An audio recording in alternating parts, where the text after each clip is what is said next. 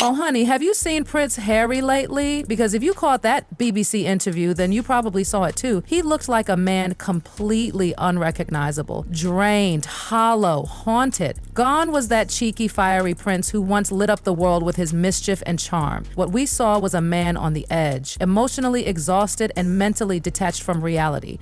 You didn't need a royal insider to tell you something's very, very wrong. And then enters Thomas Markle Jr., Meghan's own brother, who didn't sugarcoat a thing. When he was asked what, or better yet, who was behind Harry's downfall, his answer came in one bitter, cutting breath. Meghan!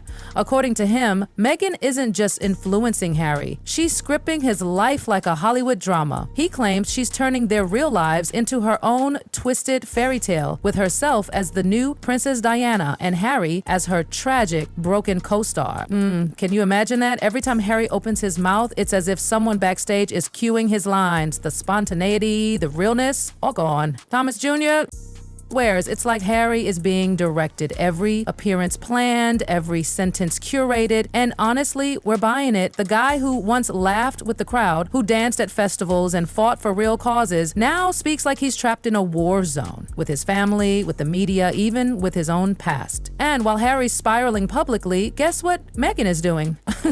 She's glowing on social media, posting baby update, promoting her wellness brand, and releasing those yawn-worthy podcast episodes about meditation and breakfast smoothies. She's painting a picture of pure bliss. Meanwhile, Harry looks like he hasn't smiled genuinely in years. The contrast is chilling. One half of the couple is living their best life, while the other seems like he's unraveling behind closed doors. Now, Thomas Markle Jr. doesn't mince his words. He says Meghan's obsession with Diana goes way beyond admiration. It's like she's trying to become her, buying similar domain names, giving interviews laced with vague royal persecution hints, carefully curating a narrative where she's the underdog princess fighting a ruthless system. But, unlike Diana, Meghan lacks that warm empathy and natural grace.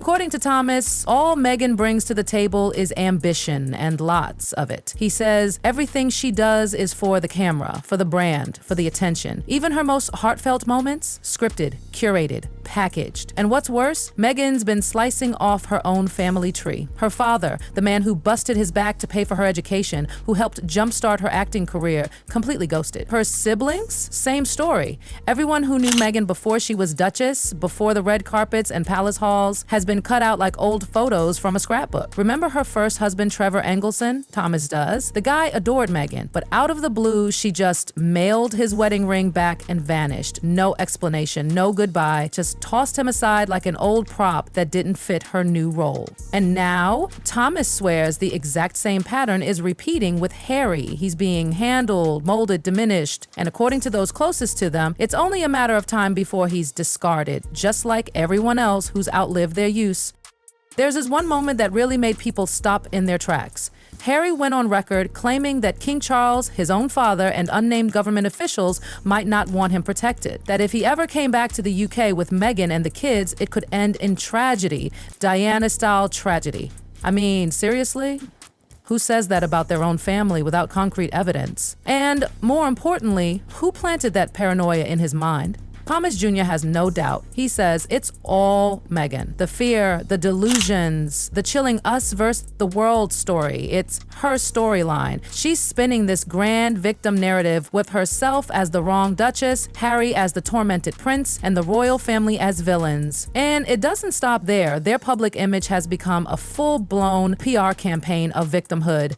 Denied security, mistreated by the firm, harassed by the press. But every time people start digging into the details, things don't quite add up. Even the late queen herself, bless her, reportedly asked Meghan to stop using her royal titles for commercial gain. But Meghan, he plastered them everywhere, from her website to product branding. She wasn't clinging to family, she was clinging to the fame that came with it. Thomas says Meghan never wanted to be in the royal family. She wanted to own it. She came in with her Hollywood glow-up, hired her own PR team, brushed off centuries-old royal protocol like lint on her dress, and when things didn't go her way, she flipped the script and cried, "Oppression." Meanwhile, the family who raised her, erased. Thomas remembers exactly when Meghan started changing. It was after college, especially when she moved to Canada. That's when the warmth disappeared. Her tone shifted. The once sweet, grateful daughter became cold, dismissive, even downright cruel.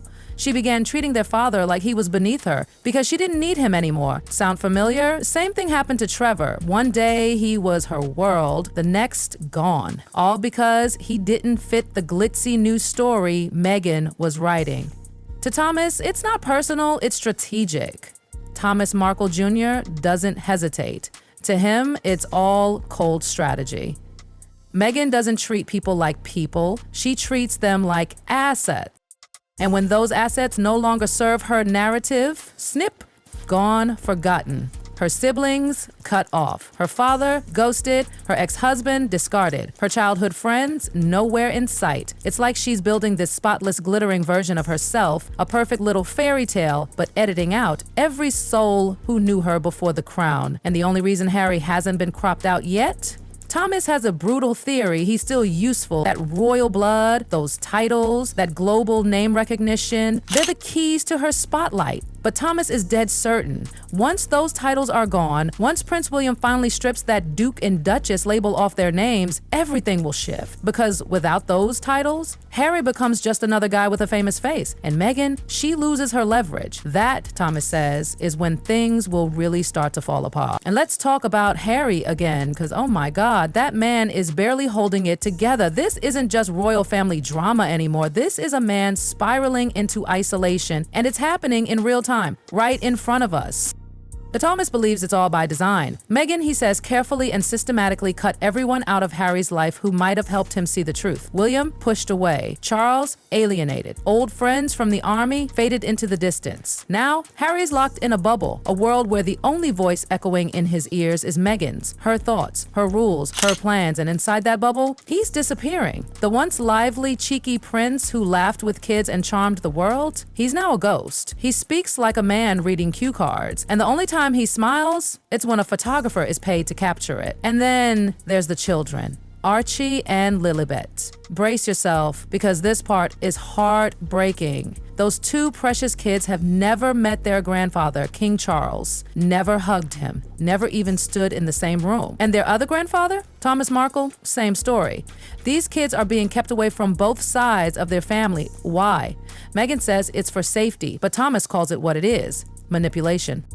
He believes those kids are being used like pawns, like shiny bargaining chips in a twisted power game. It's not about protection, it's about control, keeping them hidden, using them to silence critics, shielding them not just from harm, but from love. It's a deliberate tactic, Thomas insists, and it's cruel. Meanwhile, Meghan's media circus keeps spinning. Her brand, her podcasts, her endless lifestyle product launches. They look polished, yes. They look like success. But dig deeper, and it's all soulless, just noise. Empty, carefully crafted noise, screaming for attention while the world shrugs and scrolls past. She wants to be a billion-dollar lifestyle mogul, but she's missing the one thing money can't buy: authenticity. And Thomas sees it coming. The next move? The reconciliation arc. Oh yes, he says it's only a matter of time before Meghan tries to spin a new chapter.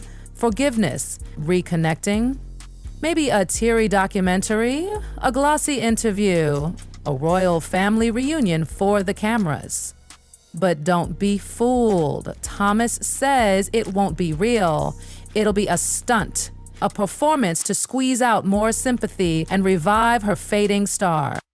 Because that's how Meghan operates. Burn the bridge, then sell the redemption. And what about Harry in all of this? What's Thomas's message for him? One heartbreaking word: wake up. He's not trying to be dramatic, he's terrified. Not just because Harry has lost his family, but because he's losing himself. That charismatic, confident young man we all fell in love with, he's been replaced with someone who looks lost, tired, and afraid to say a word that's not been Meghan approved. And Thomas?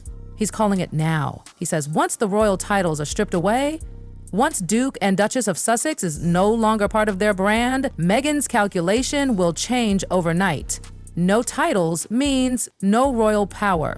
No exclusive interviews, no global headlines, no luxury brand leverage. And once Harry becomes just Harry again, Thomas is certain that's when Meghan walks. Maybe she'll do it with flair, maybe she'll slink off quietly, but it will happen, he says. And when it does, Harry will be left with nothing. No palace, no family, no spotlight, just the deafening silence of everything he gave up for someone who may have never truly loved him for who he was, but only for what he represented. And here's the gut punch. The people who loved him, the ones who warned him, they saw it coming all along. Thomas wrote him a letter, a real heartfelt plea before the wedding. He begged him to take a second look, to slow down, to see the red flags. Because if Meghan could cut off her own father, her siblings, her entire family, why would Harry believe he'd be treated any differently? But Harry didn't listen. He dove in, head over heels, completely enchanted. And now he's paying the price. And we're all watching, not out of spite, not out of hate, but because this isn't some celebrity drama. This is a cautionary tale happening live before our eyes. A modern-day tragedy dressed in designer gowns, filtered Instagram stories, and podcast sound bites. And deep down, we're holding our breath, waiting for the day Harry finally looks in the mirror and sees the truth. That the fairy tale was never real, that the script was never his, and by the time he realizes it, it might be too late.